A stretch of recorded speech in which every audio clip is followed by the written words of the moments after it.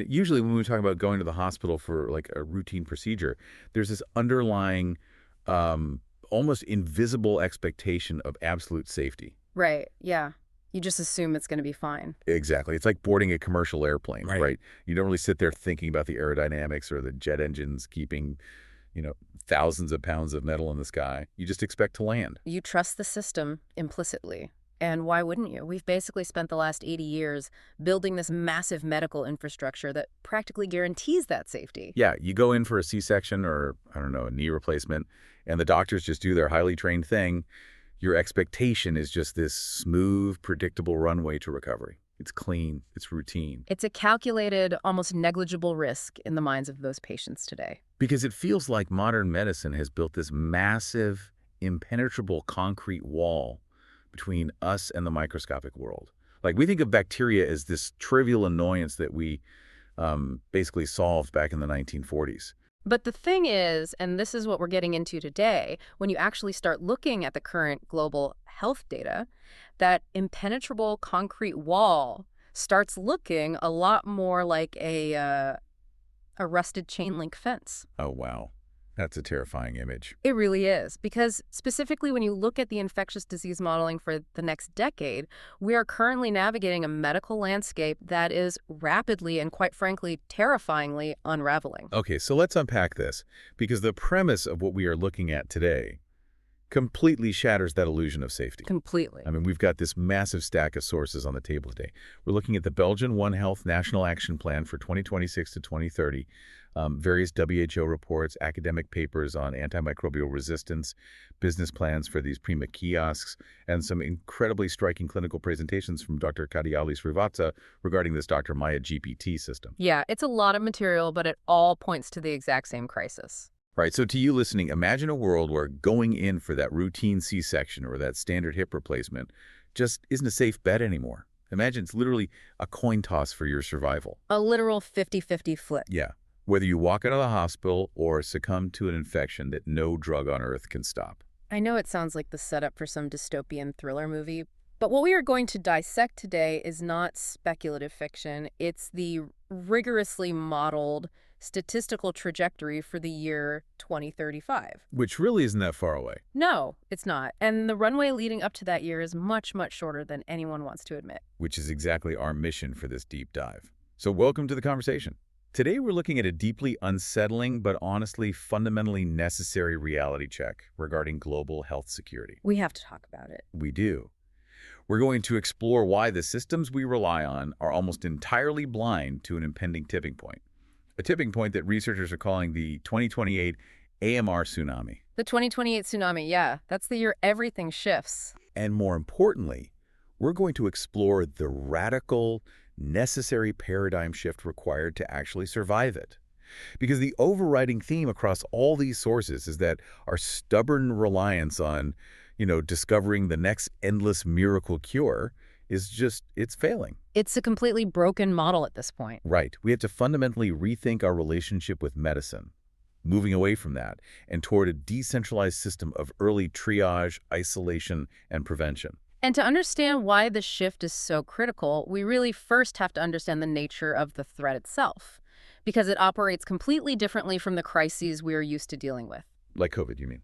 Exactly. When we hear the word pandemic, our collective memory immediately jumps back to 2020. Right, yeah. Lockdowns, masks, the daily death tolls on the news ticker, supply chains just totally breaking down. Precisely. We are psychologically, and I'd say institutionally, conditioned to react to what epidemiologists call the loud pandemics. The loud pandemics. Okay, I like that term. Yeah, so a novel virus emerges, right? It sweeps across the globe in a matter of weeks. The sirens blare, and the entire global economy just grinds to a halt. We saw it with COVID-19.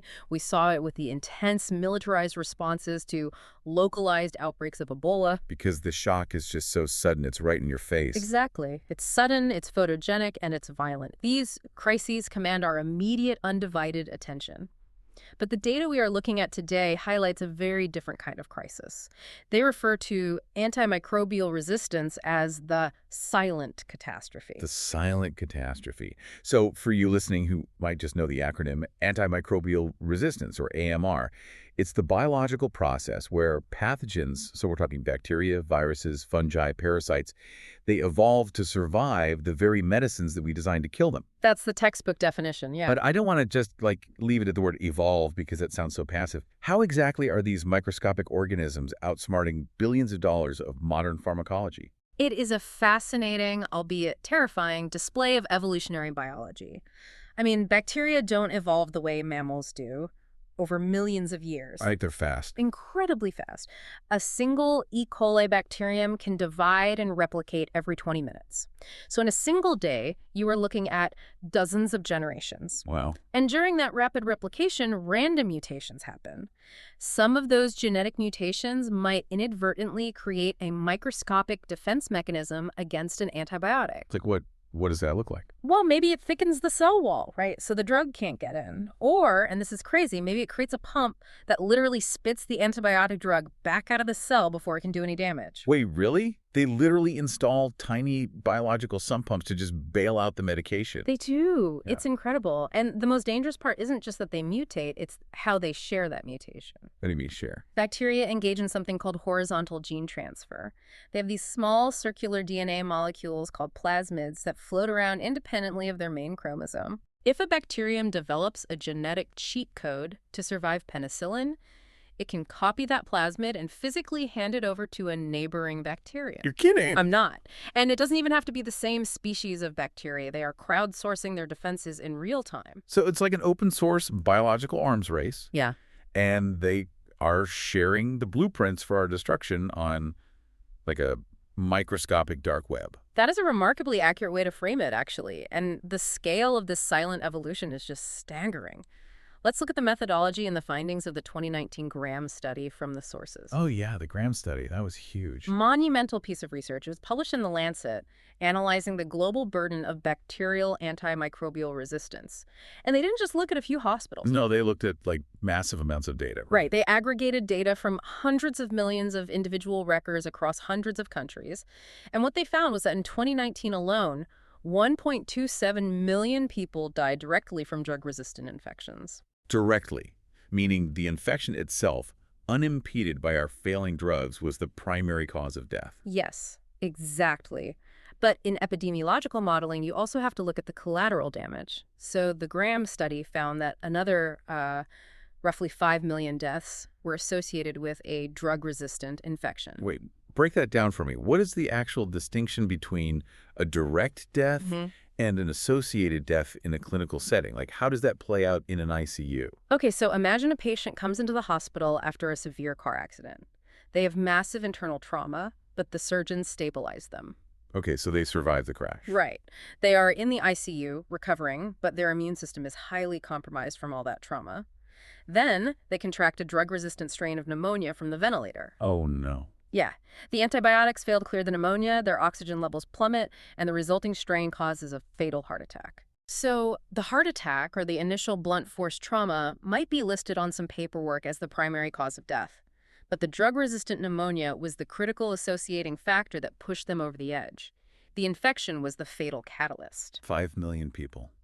5 million. And just to put that into a framework we all we all really understand, in 2020, the year the entire world stopped, the year we fundamentally altered human socialization. Yeah, the COVID year. Right. The WHO reported 1.8 million deaths from COVID-19. So we had this incredibly loud pandemic that literally shut down the globe, while quietly in the background, AMR had already been operating at a statistically similar, if not vastly greater, level of lethality. It's wild when you put the numbers side by side. But there were no lockdowns for AMR, no daily press briefings, no emergency stimulus checks. And that is the crux of why it flies under the radar. It's a slow-burning catastrophe. Unlike a single novel virus that hits everyone simultaneously with the exact same symptoms, AMR is a multi-front, gradual deterioration of our existing medical shield. It's just everywhere, all at once, but quietly. Right. It's a cancer patient in London developing an untreatable blood infection. It's a premature infant in New Delhi succumbing to a resistant strain of sepsis. It's happening disparately across totally different demographics and different diseases. Which brings up a staggering data point from the clinical research cited by Dr. David Chynam in the materials. He's from Renaissance University. The current estimates suggest that more than 70% of all pathogenic bacteria are now resistant to at least one commercially available antibiotic. More than 70%. That's insane. Our arsenal is literally firing blanks over two-thirds of the time. It is, and to understand why that percentage is so high, we really have to look outside the human hospital entirely. Outside the hospital. Yeah. This is where the WHO, the Food and Agriculture Organization, and the World Organization for Animal Health come in. They've been heavily promoting what they call the One Health framework. Oh, One Health. I've seen that term constantly in the policy documents, especially in that Belgian National Action Plan we're going to discuss later. What does One Health actually mean in practice? So it is the fundamental recognition that human health is not isolated. It is intrinsically linked to animal health, plant health, and the health of the shared global environment. Okay, so it's all connected. Exactly. AMR is not just a human issue. When you consider that a vast proportion of all antibiotics manufactured globally are given to livestock. Wait, really, the majority goes to animals? Oh, absolutely. And not just to treat sick animals, but prophylactically. They just feed it to them to prevent disease in cramped industrial farming conditions. Oh. When you realize that, you see we're creating a massive evolutionary training ground. The animals excrete the antimicrobial residues and the resistant bacteria, which then flow into the soil, into the groundwater, and into our agricultural runoff. So we are essentially soaking the entire planetary ecosystem in a low-dose bath of antibiotics, giving the bacteria constant low-level exposure so they can just, practice their defenses. That's exactly what's happening. We are actively training them to defeat our best weapons before they ever even enter a human body. Man, I need to pause here because there's a massive contradiction staring us right in the face. What's that? Well, if the numbers are this staggering, millions dead, 70% of pathogens showing resistance, entire ecosystems contaminated, and we've known about this. I mean, looking at the historical data and the sources, there was a major CDC report sounding the alarm back in 2013. Right, over a decade ago. Yeah. In 2015, President Obama issued a National Security Council directive specifically on AMR. In 2016, the UN General Assembly declared it a global crisis. They've been trying to get attention on it. Right. But if the highest levels of global governance have been ringing the bell loudly for over a decade, why are we acting like everything is fine? Why is the public perception still, oh, I'll just go to the doctor, take a pill, and get better? It really comes down to the limitations of human psychology regarding risk assessment. Okay, how so? We are evolutionarily wired to react to sudden, immediate changes in our environment. A tiger jumping out of the bushes triggers an immediate response, right? Sure, fight or flight. But a slow change in the climate or a microscopic evolution occurring gradually over a decade, that does not trigger our fight or flight response. We just acclimate to it. Let me try to visualize this. Let's say the entire global health apparatus is a house. Okay. A loud pandemic, like COVID-19, is a tornado. You hear the sirens, you see the funnel cloud coming, it rips the roof off, it shatters the windows, everyone scrambles, emergency services are mobilized. The damage is immediate, terrifying, and you can take a picture of it for the news. Great analogy, yes. But AMR, on the other hand, is a termite infestation. It's a colony of millions of termites that has been living in the floorboards for decades. You don't see them, you don't hear them, but they are slowly, methodically hollowing out the structural foundation of the house, while we are all just standing on the porch staring at the sky, stressing about the next tornado. That is an incredibly apt way to put it. We are so busy scanning the horizon for the next viral storm that we aren't feeling the floorboards getting softer under our feet. Yeah, the scary part is, with termites, by the time you notice them. Exactly. The catastrophic problem with the termite infestation is that the damage is geometric, not linear.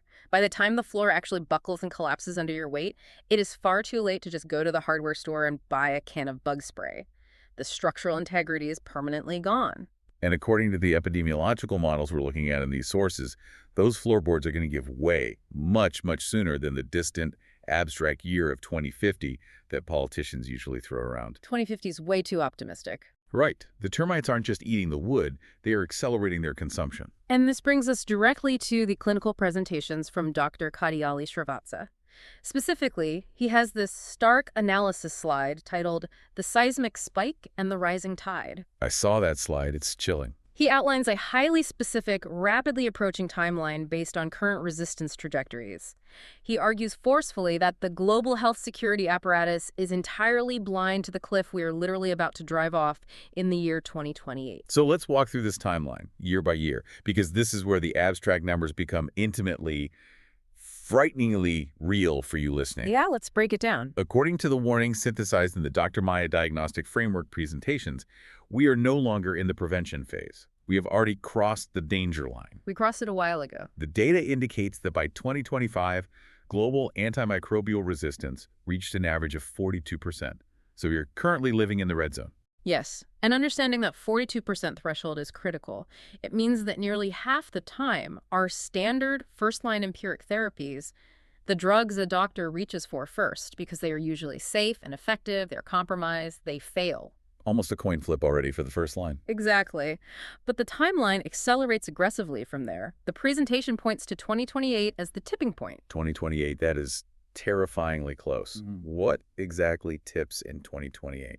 2028 is the year where the mathematical models assert that major surgeries cross the threshold from being routine, safe procedures to becoming high-risk endeavors worldwide. So going back to our earlier example, if you need a knee surgery or, say, an emergency appendectomy in 2028, the risk of acquiring a postoperative infection that doctors physically cannot treat spikes massively. It shoots through the roof. You survive the actual surgery, the cutting and sewing, but you die from the recovery. Precisely. Because right now, the only reason those surgeries are as safe as they are is because of prophylactic antibiotics. Doctors pump you full of broad-spectrum drugs before they even make an incision to ensure any stray bacteria that get into the wound are immediately neutralized. Right, they pre-treat you. Yes. But once those prophylactic drugs fail, opening the human body in a hospital setting becomes an incredibly dangerous gamble, and the model continues to deteriorate rapidly from there. By 2030, which Dr. Srivatsa refers to as the pandemic window, overall resistance hits 58%. 58%. But it's not just the pathogens getting stronger, right? It's the human medical system breaking down under the weight of the infections. The model suggests that by 2030, global healthcare capacity falls to just 35%. Wait. Explain the mechanics of that capacity collapse. Why does a rise in bacterial resistance cause a hospital's physical capacity to plummet? I mean, the beds are still there, right? Right, the beds are there, but it's a compounding operational failure. Think about it. When a patient has a resistant infection, they don't just get better in 3 days and go home. They stay in the ICU for 3 weeks. They require incredibly intense 24/7 nursing care. They require complex, expensive isolation protocols to stop them from infecting the rest of the ward. So they just drain the resources. Heavily. This burns out the staff, monopolizes the beds, and drains the hospital's financial resources. You reach a point where a hospital might physically have 500 beds, sure, but because 300 of them are occupied by long-term isolating AMR patients, their capacity to intake new traumas, heart attacks, or strokes is just decimated. So the system just gridlocks. Exactly. And then, according to this timeline, we hit 2035, the year of the coin toss.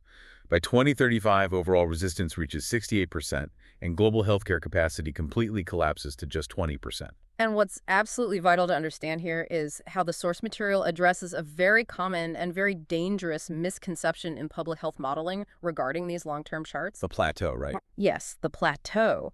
Often, when you look at an epidemiological graph projecting from, say, 2018 out to 2050, the curve of resistance goes up very steeply, and then eventually it seems to flatten out. It plateaus. Right. And our human nature, especially post-COVID, makes us look at a flattening curve and think, oh, thank God we flattened the curve. The situation stabilizes. We reach a new manageable normal. That is exactly the instinct. But in the context of AMR, that is a fatal misreading of the mathematics. That plateau does not mean stability. It doesn't. No. As the source material explicitly details, the plateau represents systemic ecological collapse. Wait, what do you mean collapse? The curve of resistance only slows down because of population decline, total health system failure, complete antibiotic exhaustion, and absolute environmental saturation. Oh, wow. So the bacteria stopped spreading, not because we fought them off, but because they literally ran out of human bodies to infect. Yes. The curve plateaus because the host population has been decimated.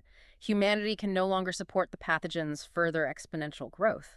The plateau isn't a victory, it's the aftermath. That is incredibly chilling. Yeah. Let's translate those macro statistics back into the daily medical reality we face just to really ground this. We talked about C-sections earlier.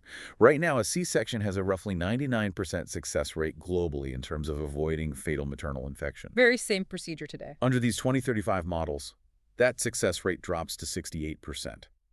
You're looking a mother in the eye and telling her that she has a nearly 1 in 3 chance of severe, potentially fatal complications just from the surgery required to deliver her baby. It's a complete reversal of modern medical progress. And hip replacements, a procedure that restores mobility and quality of life to millions of elderly people. It falls from a 95% success rate to 42%. And for those who are already vulnerable, the mortality numbers are just devastating. ICU mortality for patients who contract these highly resistant infections is projected to range anywhere from 26% to a staggering 80%, depending on the specific pathogen and the region. Up to 80% mortality. Yeah. When those empiric antibiotics fail, the onset of sepsis, where the body's immune system overreacts to the infection and starts shutting down its own organs, it strikes much earlier and much harder. And because our absolute last resort drugs are also failing, doctors are literally left standing at the bedside with nothing but supportive care, just watching a patient decline. Which begs a massive structural question for me. We understand the biology of how bacteria mutate. We get that. But why is the curve accelerating so incredibly fast right now? Why are the bugs winning the arms race by such an overwhelming margin in this specific decade? It is the collision of microscopic biology and massive human globalization. First, there is the fundamental mismatch in speed. Bacteria evolve exponentially faster than our pharmaceutical industry can function. How slow is pharma? It takes a minimum of 10 years and often over $1 billion to research, develop, run clinical trials, and approve a single new class of antibiotic. 10 years and $1 billion. Correct. And as we discussed earlier, a bacterium can mutate and share its resistance genes with 1 million of its neighbors over a long weekend. The math just doesn't work in our favor. We're bringing a 10-year sword to a laser fight. Exactly. And second, human mobility is totally unprecedented. 100 years ago, a resistant strain of cholera in a remote village might just burn itself out because the villagers didn't travel. Right. It stayed local. But today, a businessman can contract a highly resistant gut bacteria in a local market in Southeast Asia, board a flight, and excrete that bacteria into the sewage system of London or New York within 18 hours. The hyperconnectivity of our modern world is basically acting as a superhighway for the pathogens. Exactly. Combine that hypermobility with weak, slow diagnostics that fail to identify resistant strains quickly, and you have infections spreading invisibly across borders before the health agencies even know what they're looking at. To really hammer home the scale of this trajectory, there's a BBC Ideas feature included in our sources, and it cites this massive data modeling project. They didn't just look at a few thousand cases, they modeled 494 million patient records. Almost 500 million. 500 million data points. And the conclusion they arrived at was a prediction that by the year 2050, 10 million people will die every single year from superbugs. 10 million a year. The researcher in the video doesn't mince words. He literally calls it a post-antibiotic apocalypse. And this raises the most uncomfortable question of all, honestly. What's that? If the timeline is this dire, if the data is this robust and undeniable, how is human behavior actually contributing to this acceleration? Why are the very medical tools that miraculously saved us in the 20th century now the instruments of our extreme vulnerability in the 21st? I think we need to look deeply at what Dr. Srivatsa calls the elephant in the doctor's room, because the sources we are reviewing are incredibly critical of our foundational medical mindset. They really tear into it. For almost a century, essentially since Alexander Fleming discovered penicillin, we have been hopelessly addicted to the dream of the miracle cure. We've operated under this hubristic assumption that human engineering can just permanently outpace billions of years of microbial adaptation. We think we could just invent a bigger hammer every time the bacteria build a stronger shield. It's a fundamentally flawed strategy because it completely ignores the laws of evolution. And the daily reality of clinical primary care exposes the fatal cracks in the strategy every single day. Let's consider the immense systemic pressure placed on general practitioners. Okay, let's do that. Walk me through that. I'm a GP, it's 3 p.m. on a Tuesday, and I'm exhausted. What is happening in my exam room? A patient comes into your clinic, they have a terrible sore throat, a fever, they are coughing, they feel awful, they had to take unpaid time off work to come see you, they want a solution, and most importantly, they expect a pill. They expect you to cure them. Right, it's like, Doc, I've got a massive presentation tomorrow. Just give me a Z-Pack so I can get back to my life.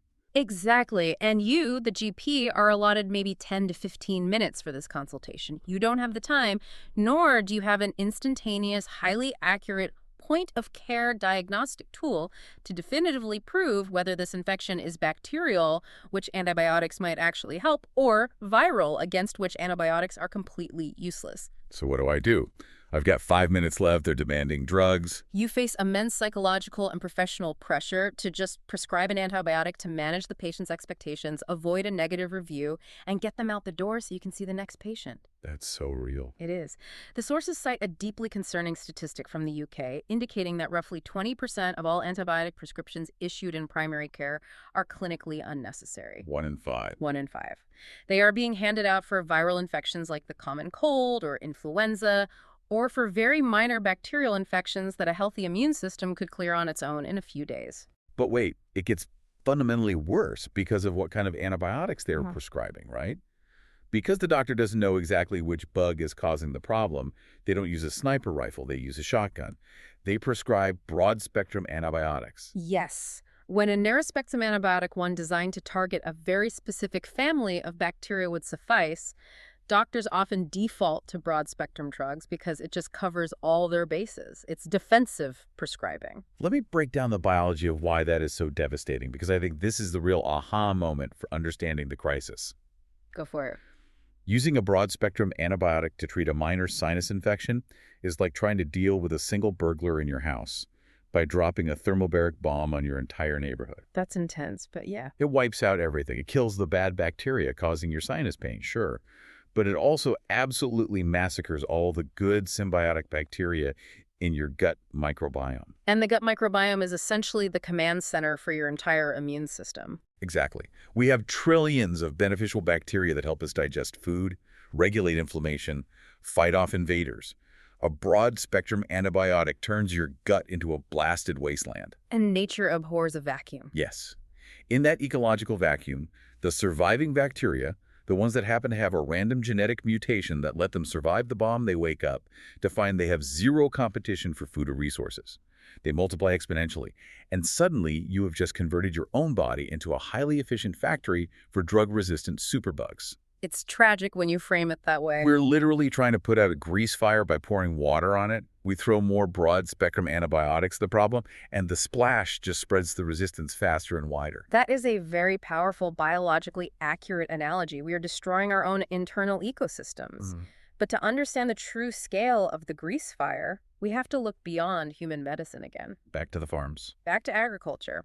Let's pull some data from that incredibly dense, incredibly vital Belgian One Health National Action Plan for 2026 to 2030. I read through that Belgian NAP document. It is heavy on the policy jargon, but it is super eye-opening regarding how governments are finally trying to institutionalize a defense against this. It is a blueprint for national survival. The document reveals a fascinating retrospective. Between 2011 and 2024, the total sales of antibiotics for use in animals in Belgium fell by 60%. Okay, that sounds good. And even more impressively, the sales of critical antibiotics, the real heavy hitters, fell by 81%. Now, on paper, that sounds like a massive victory, and it is certainly a testament to the co-regulation model they established with a group called AMCRA. Right. But I actually want to push back on calling that a pure victory. Why is that?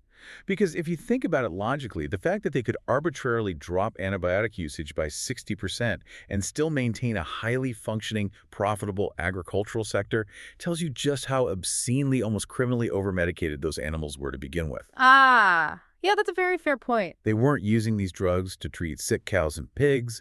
They were using them as an industrial crutch. You are absolutely right. Historically, antibiotics in agriculture have been used heavily as growth promoters. It literally helps the animals put on weight faster.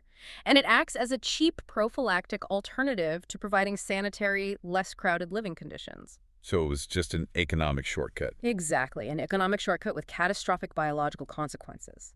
And the Belgian authorities know the job isn't nearly done. Their new 2030 target is to push for a 70% total reduction compared to their 2011 baseline and a 90% reduction in those critical antibiotics. And one of the most vital details in that plan is their active phase-out of a specific drug called colistin in agriculture. Uh-huh. They are aiming to limit its sale to just 1 milligram per kilogram of biomass per year. Why is colistin the hill they are choosing to die on? Because colistin is the ultimate last resort drug in human medicine. The very last line of defense. Right. It is an incredibly old antibiotic that doctors actually stopped using decades ago because it is highly toxic to human kidneys. Oh, wow. So they only brought it back because they had to. Yes. As AMR has worsened and all our modern, safer drugs have failed, doctors have been forced to pull colistin out of retirement. It works by literally punching holes in the outer cell membrane of gram-negative bacteria, causing the cell to leak and die. When an ICU patient has an infection that is resistant to literally every other drug on the planet, colistin is the final string tying them to life. So using colistin prophylactically in healthy herds of pigs is essentially handing the blueprints of our absolute last line of defense over to the bacteria for daily target practice. Exactly. It is epidemiological suicide. Man.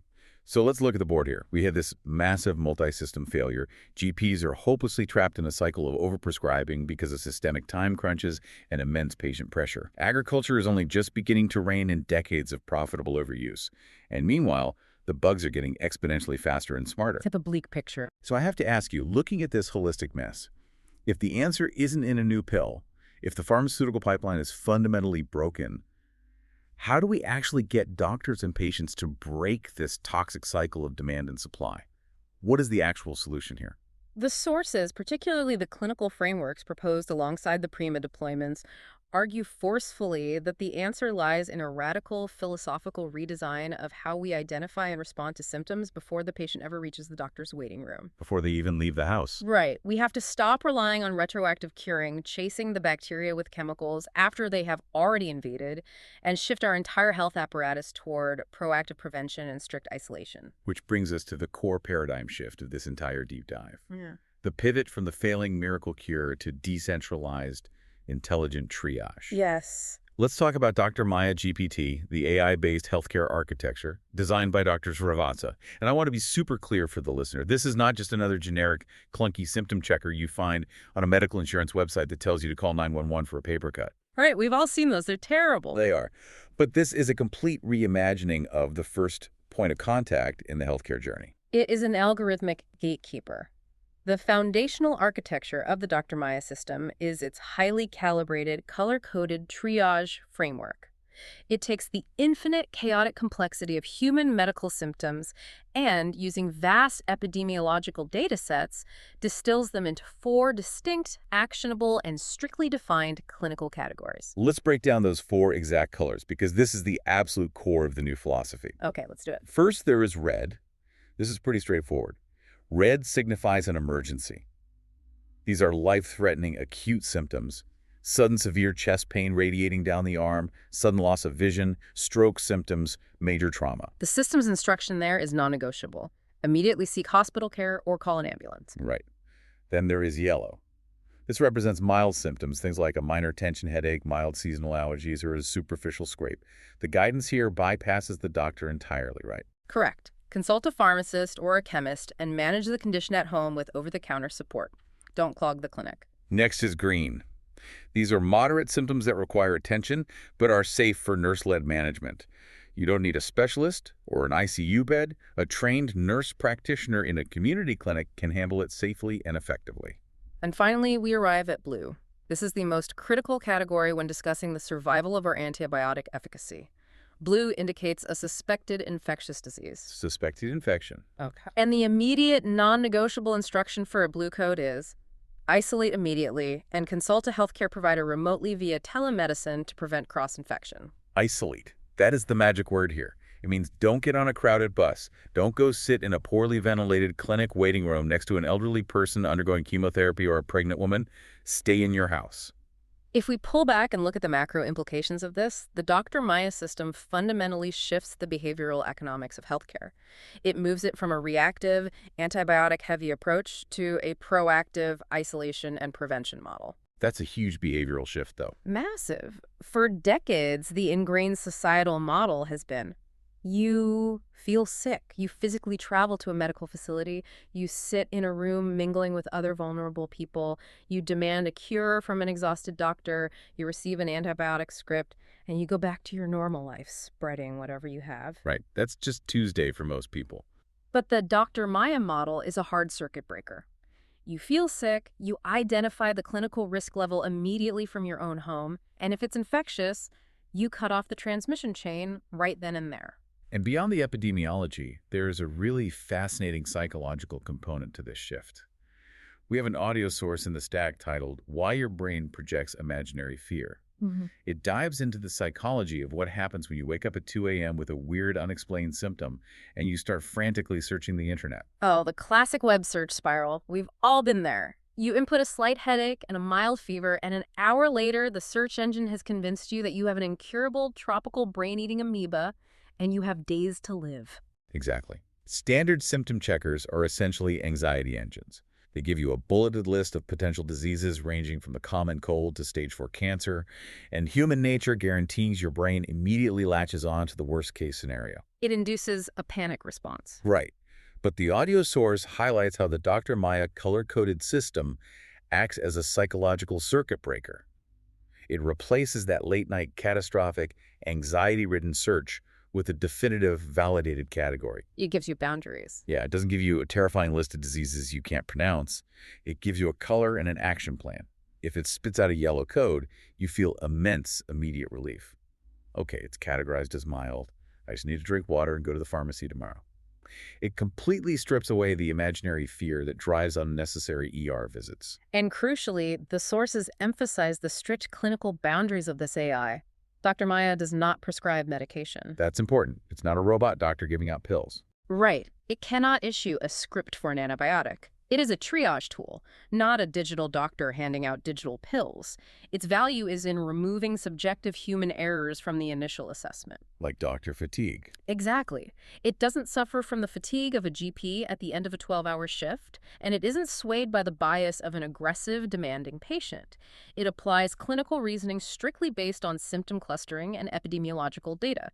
And most importantly, regarding the AMR crisis, its underlying algorithm ensures that absolutely zero antibiotics are ever recommended or pathway approved for viral symptom clusters. Okay, wait. I have to play devil's advocate here and offer some real pushback. Go ahead. We're talking about human beings, not logical robots. Right. You're telling me this AI app gives a blue code for suspected infection and tells the patient to stay home.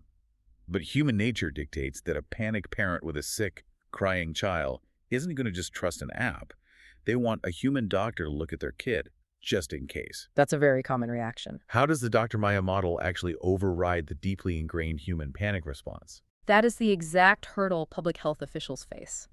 But the system overrides panic not by telling the parent to ignore the symptom, but by validating it and providing an immediate alternate pathway to care that doesn't involve a physical waiting room. Okay, walk me through that. Let's look at an illustrative example to make the mechanics concrete. The implementation proposal for the CDC included in our materials details a scenario called Case 1, the concerned parent. Oh, I remember reading that one. Yeah. Imagine a parent whose child wakes up with a mild fever, a runny nose, and a sore throat.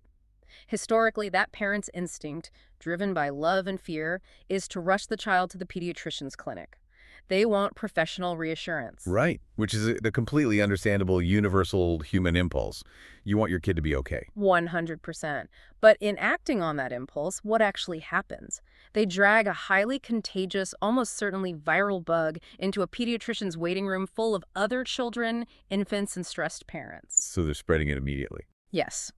Then the doctor, pressed for time and dealing with a highly anxious parent who expects a tangible result from the visit, might write a script for a mild antibiotic just in case it develops into a secondary bacterial infection. Or, honestly, simply to make the parent feel they were heard and treated. Which brings us back to the unnecessary 20% of prescriptions. But under the new paradigm, how does it play out? Under the Dr. Maya paradigm, the parent inputs the precise symptoms into the app. The algorithm processes the combination fever, runny nose, sore throat, weighs it against current local epidemiological data regarding, say, flu season or RSV outbreaks, and confidently outputs a blue code. suspected viral infection. Okay. The instruction is clear and authoritative. Keep the child isolated at home. Treat the fever with over-the-counter reducers. But then the app connects the parent directly to a remote telehealth consultation. Ah, so they still get to speak to a professional. Exactly. They get that psychological need for reassurance satisfied, but they do it through a screen. And look at the systemic outcome of that.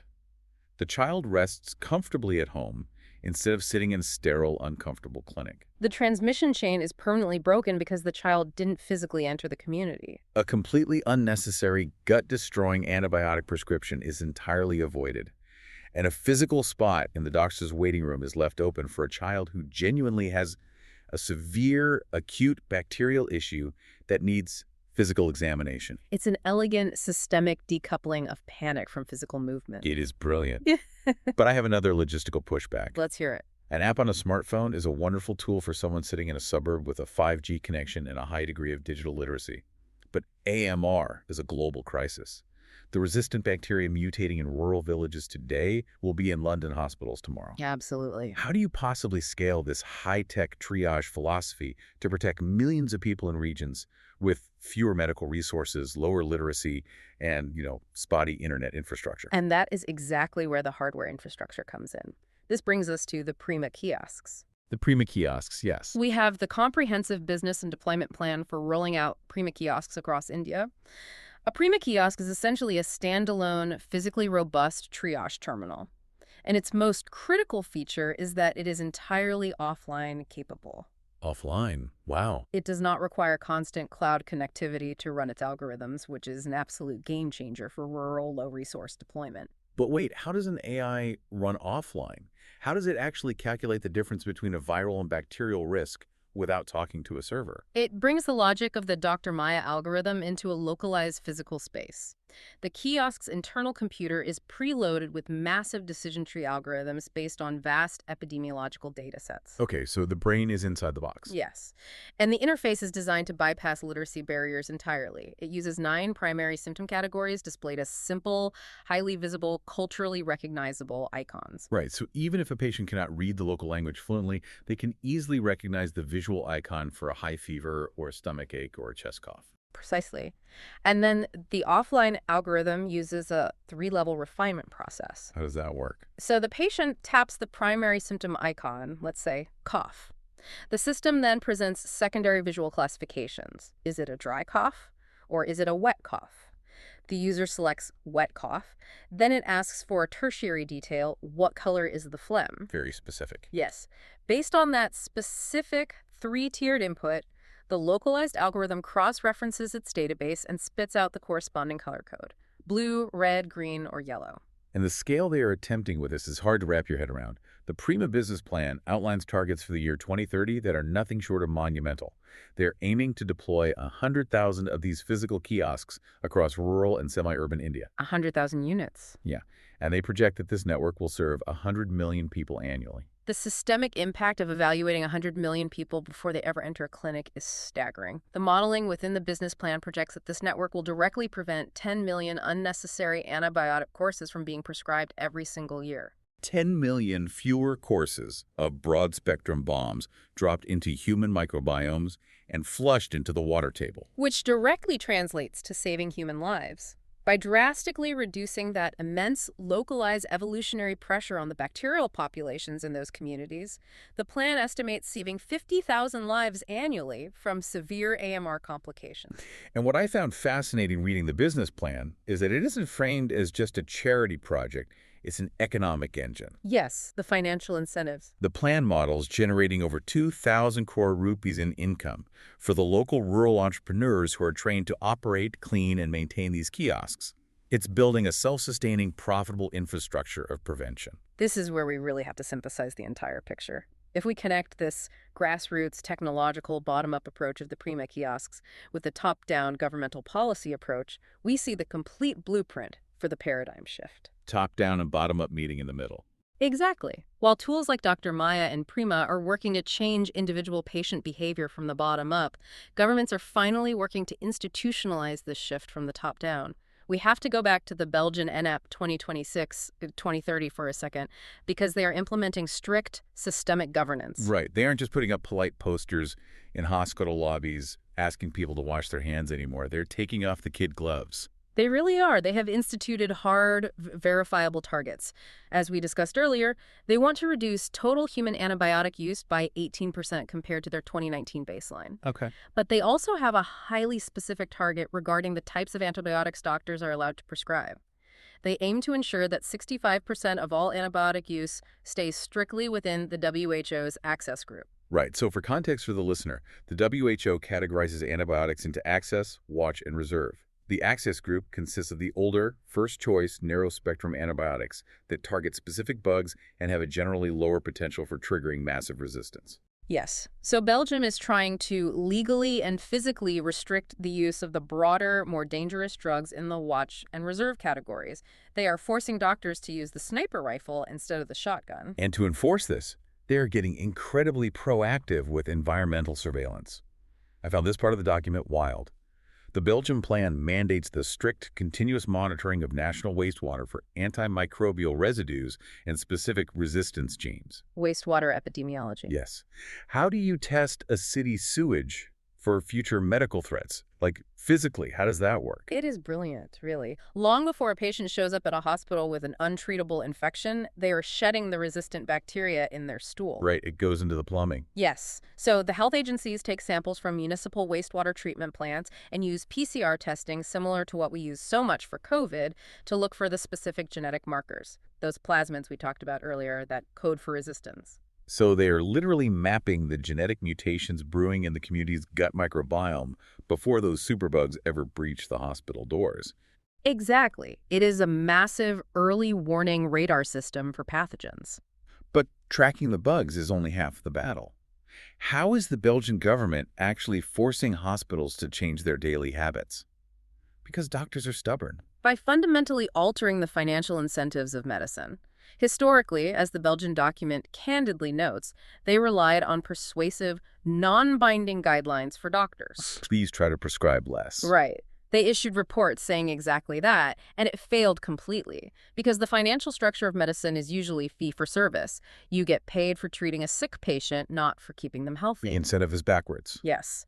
But now, Belgium is moving toward results-based funding. Money talks. It is the only thing that changes institutional behavior at scale. Hospitals and clinics will now receive significant financial incentives based on their compliance with valid process and outcome indicators for infection prevention and control, and rigorous antimicrobial stewardship programs. So wait, if a hospital gets its funding based on how efficiently it prevents infections from spreading in its wards, rather than just how many pills it dispenses or beds it fills, the entire culture of that hospital changes overnight. It represents a fundamental governmental recognition that relying on voluntary goodwill and patient education is utterly insufficient in the face of a slow-burning catastrophe.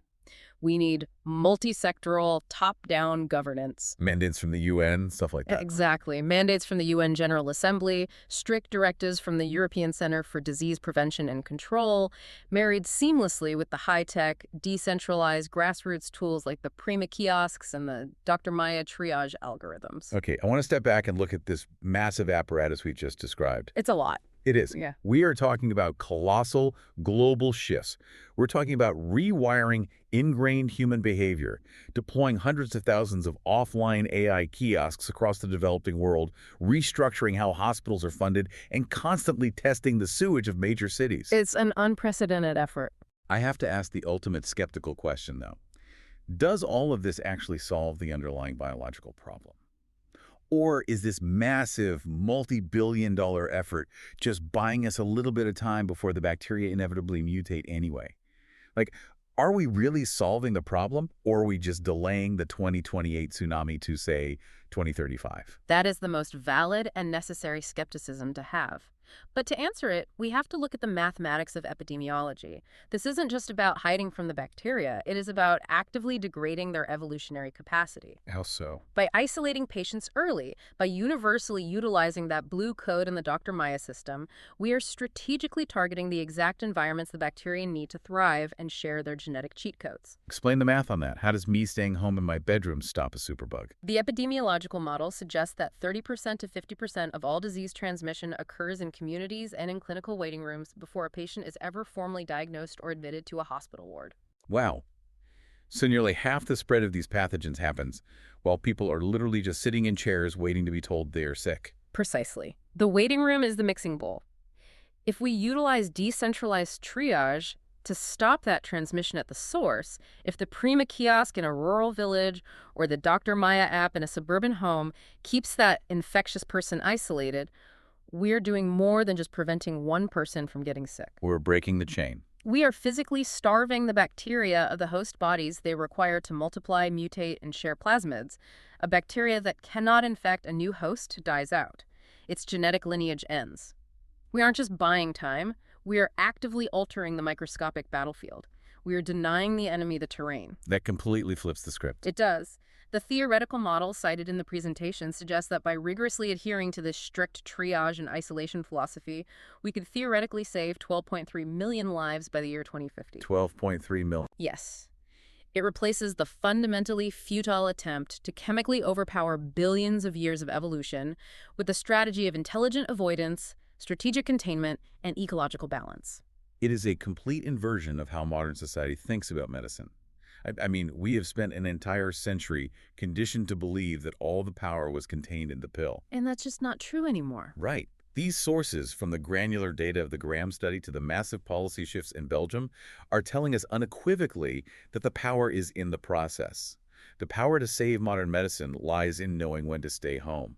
It is a sobering, yet ultimately deeply empowering realization. We are currently facing a multi-system biological failure, but the tools required to mitigate it do not require us to wait another decade for a miraculous new pharmaceutical breakthrough that may never come. The tools are organizational, behavioral, and technological, and they are available to us right now. So let's briefly recap this incredible, albeit terrifying, journey we've taken through these sources today. We started by looking into the stark reality of the approaching 2028 tipping point. The AMR tsunami. Right, the tsunami that is threatening to make routine surgeries a life-or-death gamble. We examined how the loud, photogenic pandemics like COVID-19 have tragically distracted global health security from this silent, exponentially accelerating catastrophe. We then unpacked the systemic, deeply ingrained failure of the miracle cure mindset.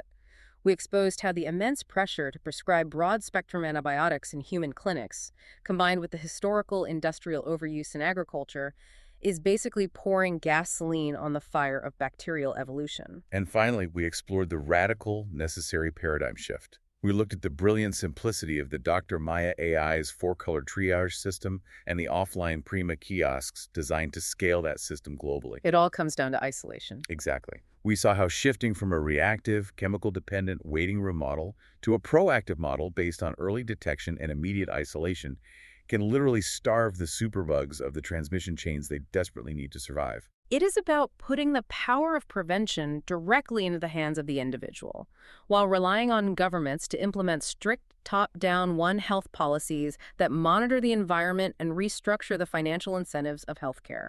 It is a colossal challenge, perhaps the greatest medical challenge of our generation. But the blueprints for survival are clearly, meticulously laid out in these documents. And that brings us to the end of our deep dive today. It's been a heavy one. It has. But before we go, I want to leave you listening with a final, highly personal thought to mull over. Next time you feel a scratch in your throat, a sudden, unexplained fever, or a deep cough, pay very close attention to your immediate psychological instinct. What's your first reaction? Exactly. Are you rushing to book an appointment, hoping to sit in a clinic and demand a pill to quickly conquer the bug, potentially adding another drop of evolutionary pressure to the coming AMR tsunami? Or can you consciously shift your mindset? Pick the blue code. Right. Can you embrace the philosophy of the blue code, isolating yourself, protecting the vulnerable people in your community, and trusting your body, rather than a rapidly failing antibiotic to do the heavy lifting? It seems like a tiny, insignificant decision in the moment, but multiplied by billions of people, it is the exact scale at which this invisible war will be won or lost. A profound and necessary question for all of us to consider.